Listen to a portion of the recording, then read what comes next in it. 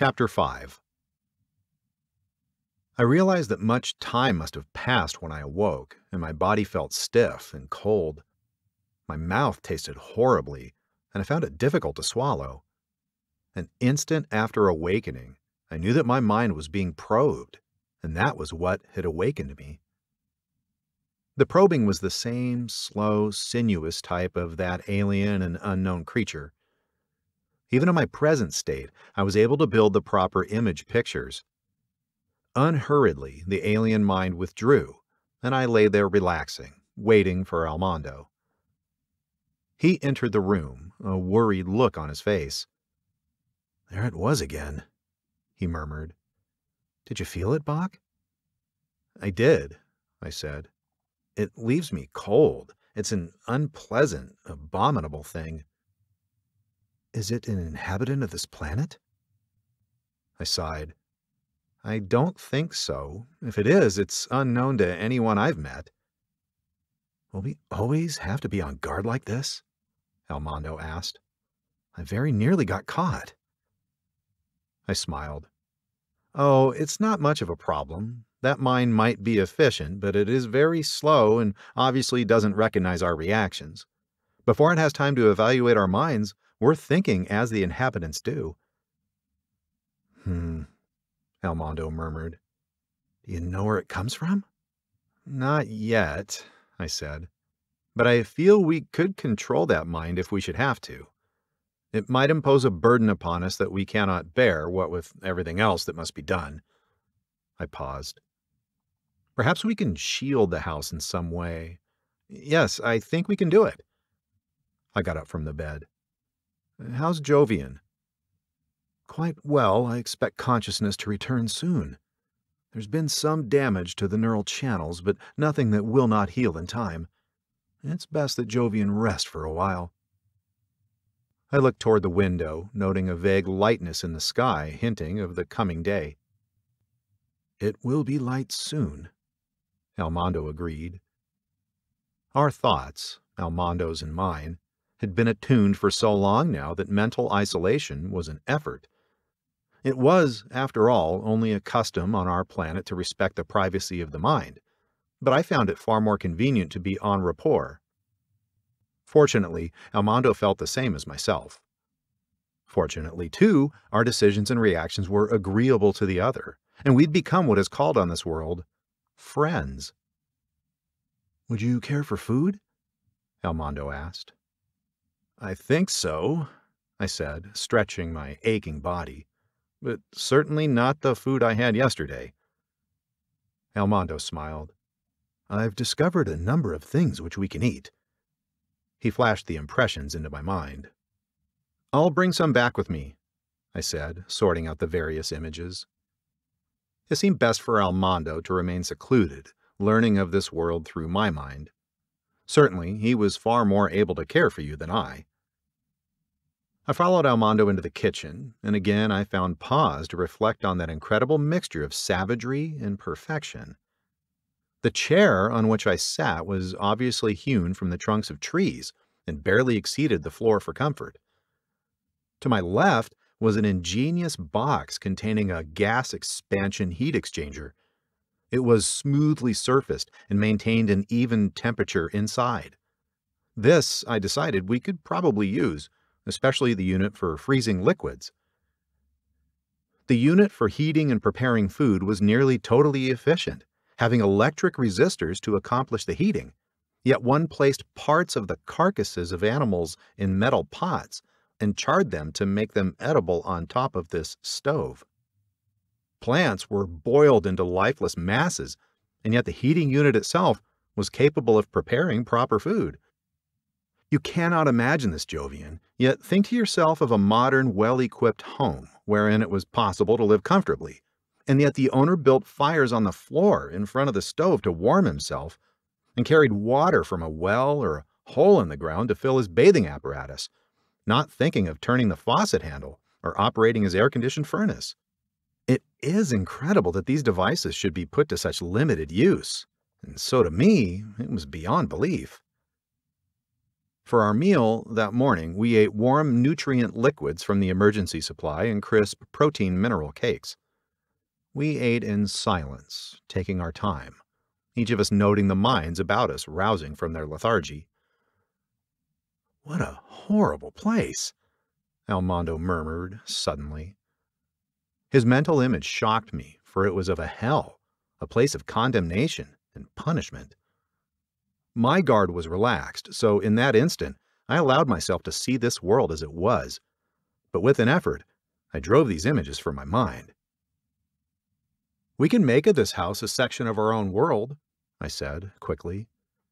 I visualized for him changes that could be made, things that we could do to render our dwelling comfortable, how, within the secrecy of these walls, we could build a retreat that would give us our world, Arkna in miniature. I piled image upon image, thought upon thought, gradually altering the picture so that the world without was less real than that within, how we would each day go out to masquerade and study, returning to our own world at nightfall.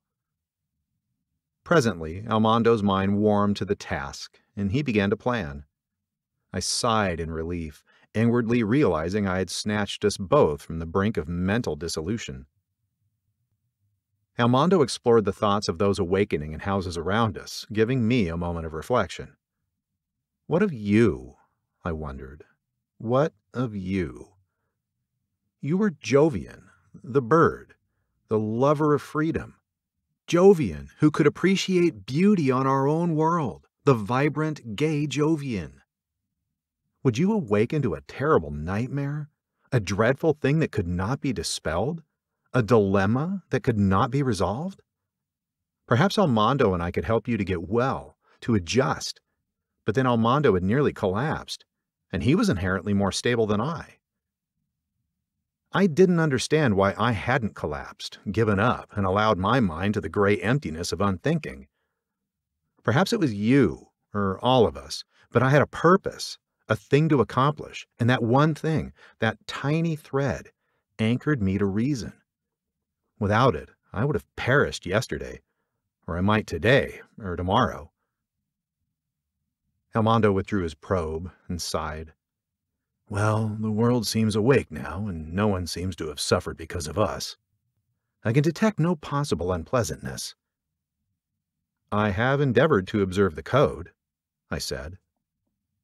"Do you think it's possible to live here and observe the code?" Almondo asked, incredulously. "I think so," I replied. "I have only 2 minor breaches which I can rectify. First, I must return an equal or greater amount of money to the gamblers.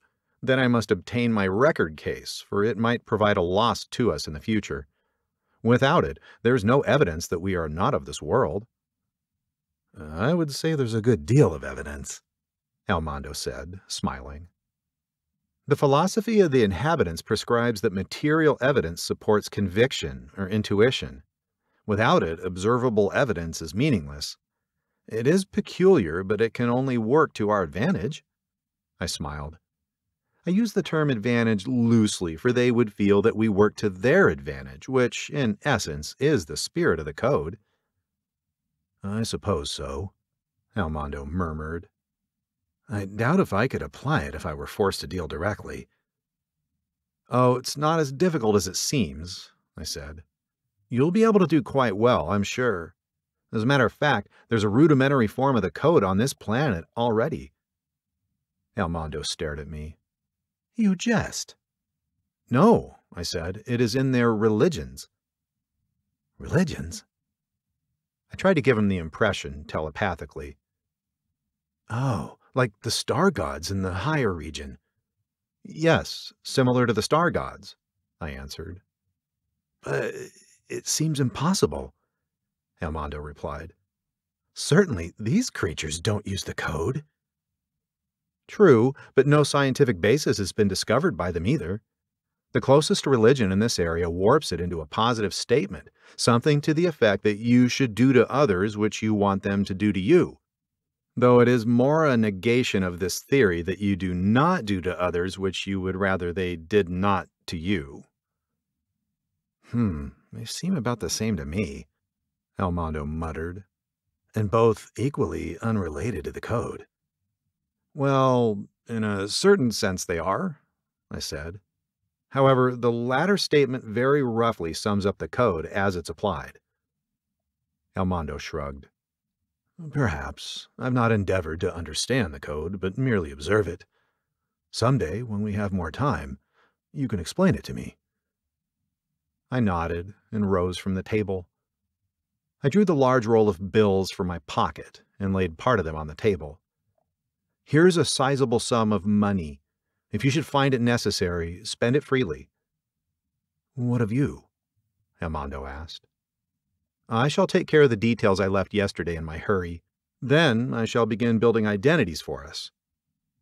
Is that not done? Almondo asked, puzzled. No, I replied. We have a sort of flimsy front with no real construction behind it.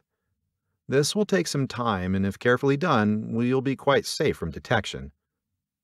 Except by that probing mind, whatever it might be, Almondo added. I smiled. I have a plan for taking care of that, too. Almondo picked up the remnants of our meal and disposed of them in a device attached to the sink. I walked into your room and stood at the foot of the bed, looking at you. I was surprised and pleased at the change in your face. Your eyes seemed barely closed, as though you would open them at any moment. Your face was relaxed, the strain of the day before gone, and you seemed at peace. Color had returned, and I knew for certainty within me that you would live.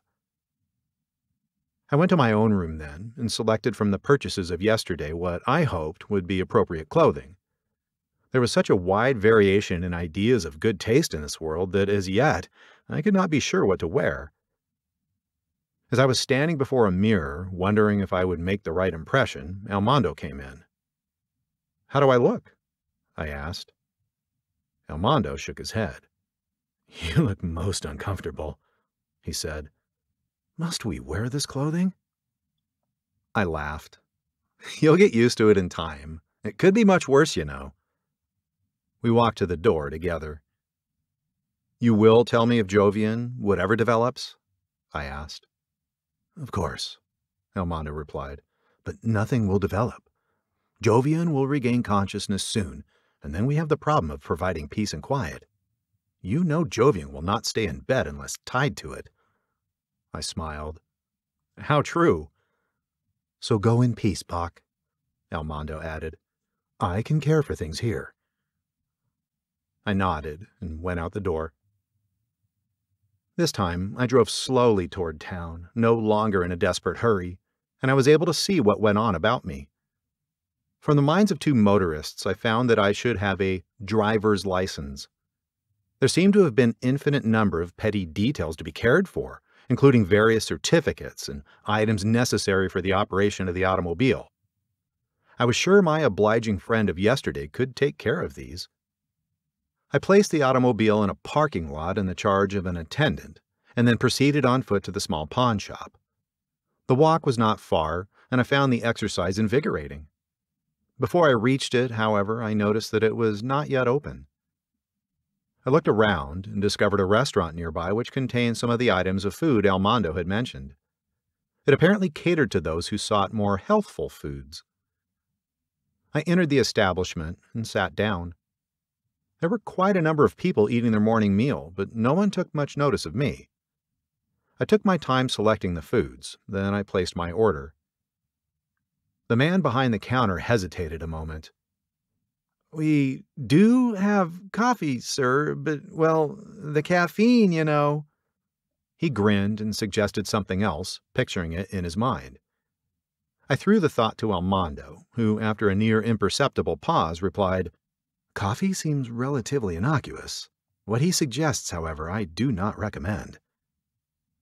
I will have coffee, I said, firmly. I do not believe it harmful. The man shrugged and walked back to the kitchen. He placed before me shortly a strange assortment of foods. I paid him, attempting to yield the impression that I disliked him, and he obliged me by giving me no further conversation or suggestions. I caught one fleeting reference to an item of food I was eating. It referred to another race whose skins were yellow. Aside from this negligible difference, they were the same as those seated about me. I wondered at this differentiation, noting that the shading of skin pigments was quite varied in this single group, and that they all considered themselves white. In actuality, none of them were white. They varied from a rather sallow pink to a dark brown. This last, I gathered, was due to the effects of exposure to sunlight. I noted, classified as white, although my skin was a bit darker than most of those on Arkna. I probed here and there but could not find an adequate reason for this skin color differentiation. Exploring the ramifications as I ate, I found that what I would consider a blood brother would be an alien to them. Somehow, they had arbitrarily divided the race into groups because of external circumstances, although organically, they were fundamentally the same. I dismissed the problem for the present, rose, and left the restaurant. According to El Mondo's images, some of the foods we could eat were also a part of the diet of these people with yellow skins. As I walked back to the now open pawn shop, I determined to find some of these people and purchase food later in the day. The man in the pawn shop was not surprised to see me and opened the safe as I entered. "Just opening for business," he said. "You're an early riser." I mumbled something unintelligible, which was what was expected of me, and waited. "Come to redeem your cigarette case?" he asked. I nodded. He drew an envelope from the safe as I counted out some money and laid the ticket beside it. I was about to replace the rest of the bills in my pocket when the man said, "How would you like a nice billfold? I have some well-made ones here. It seems a shame to have all that cash in a roll." I nodded again. "Fine." I selected the first one he brought out, put my money in it, and waited for the change. "It's been a pleasure to do business with you," the man said, handing me some currency. "If you're ever short again, drop in." "I will," I murmured. I picked up the envelope containing my case.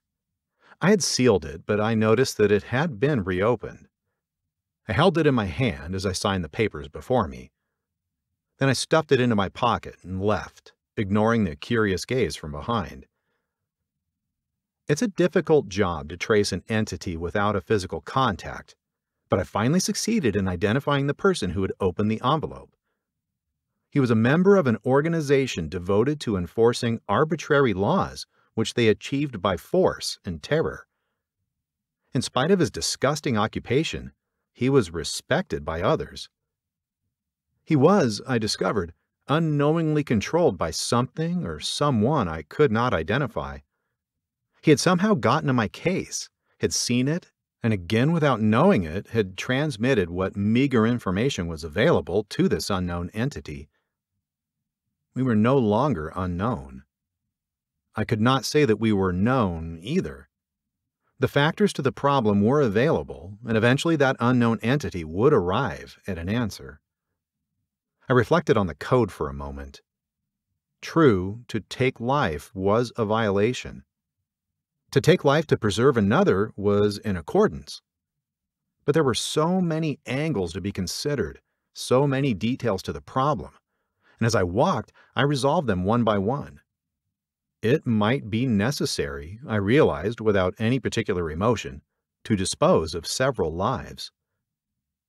I allowed the matter to rest, knowing that the future would provide a solution. I arrived at the entrance to the gambling establishment and rapped for admittance. I was allowed to enter readily enough, but everyone who saw me tensed. They were afraid that I would repeat my success of yesterday. I ignored their fears, concentrating on the problem at hand. I must now lose an equal or greater amount without being suspected. This was less easy than it seems. I worked my place up as the day before, amassing great winnings. I thought perhaps I could not win enough to make my betting seem desperate when I began to lose. Those around me were prepared to prevent me from winning too much. I did, however, manage to fluctuate back and forth with ever larger gains and ever greater losses. I knew now that they were prepared, so I said, "I'm tired of little bets. I've got the cash, and I like to play for big stakes." The operator of the roulette wheel waited for some indication from his superior. After a moment's thought, the older man, who apparently operated this business, nodded his head. "Sky's the limit," the man at the table muttered. I began fluctuating again in wins and losses. At last, noting that I had only 1,000 more to lose, I placed a bet of $100 and lost. Pursing my lips, I placed a bet for $200. Again I lost. I lost 200 more on the next turn. Trying to seem reckless, I counted out $500 and slapped it on the table over the word odd. The wheel turned, and the little ivory ball skidded from the operator's fingers, spinning around and around. Then his knee touched a small electric connection. I noted to my annoyance that it was the wrong one, for it was drawing the iron core of the little ball toward an odd number. With a tremendous effort, I mentally forced him to take his knee off the control, and with perspiration beading my brow, I guided the ball into an even-numbered pocket. I looked up at the operator and realized suddenly that no one in the room knew that this wheel could be manipulated. They prided themselves on their honesty.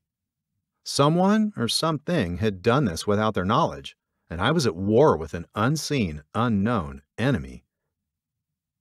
I straightened from the table with an expression of disappointment. Then smiling, I said, "Well, some other day. I'll break the bank yet." The manager smiled with me. "You'll win it back," he said. "Care for a drink?" "Oh, I don't think so," I replied, doubtfully. "Thanks just the same. Ulcers, you know." The manager, who obviously thought ulcers went well with the playboy type, nodded in agreement and saw me to the door. "Drop in any time you want," he said. "The sky's the limit as far as you're concerned." "Thanks," I said, sighing. "I'll probably be back." I walked down the small stairway and smiled wanly at the doorman. "Did you have good luck?" he asked. "Dropped 4,600, I muttered. He winced and opened the door to let me out. I stepped through the door and straight into the arms of several policemen. One of them stuck his foot in the door and another held me by the arm. I paused long enough to determine what they were going to do, then realized they had been sent by that unknown entity. Of course, they didn't know it. Well, I decided this was as good a chance as any to test my control. "Hold it, boys," I called. I gathered in their minds, impressing on them my will as I spoke. "There's nothing wrong with this place. Someone must have given you a bad tip." At that precise instant, the manager peeked around the edge of the door. "This place is run by a friend of mine, and I know there's nothing wrong with it. I wouldn't want you boys to get in trouble by following a bum steer." The man in charge mumbled something. "I'll come down and see the chief a little later," I said. "I'll get things straightened out for you." Yeah, you do that," the sergeant replied. "Come on, boys."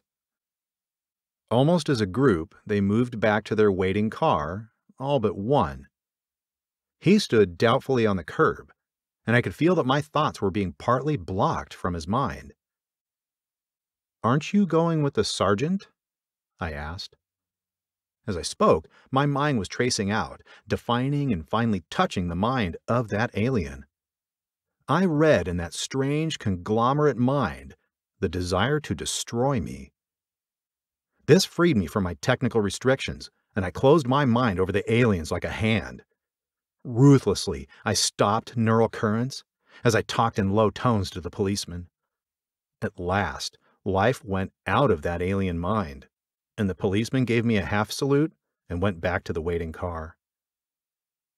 The whole thing had taken perhaps 60 seconds, but in each of those policemen's minds was the sure knowledge that they had gone up those stairs and had found nothing suspicious. Without further comment from me, the police car drove away. I waved my hand to the manager, who stood white-faced in the doorway. I'll see you again, I said, and turned to walk down the street. My eye caught a flash of a woman. Her mind had been intent upon me, but as soon as I turned, she walked rapidly away. Her mind was unrevealing, or perhaps she was merely interested in something else. I dismissed her and listened for the door to close behind me. I didn't want them to observe me too much, for their minds could be read by others. "Gee, what pull!" the doorman said, and closed the door, thereby ending the incident. "Did you kill him?" Almondo asked. "He, or it, is dead." "That is some comfort," Almondo replied. "Where was it?" "I don't know. I know no more than I did before. It was a closed mind."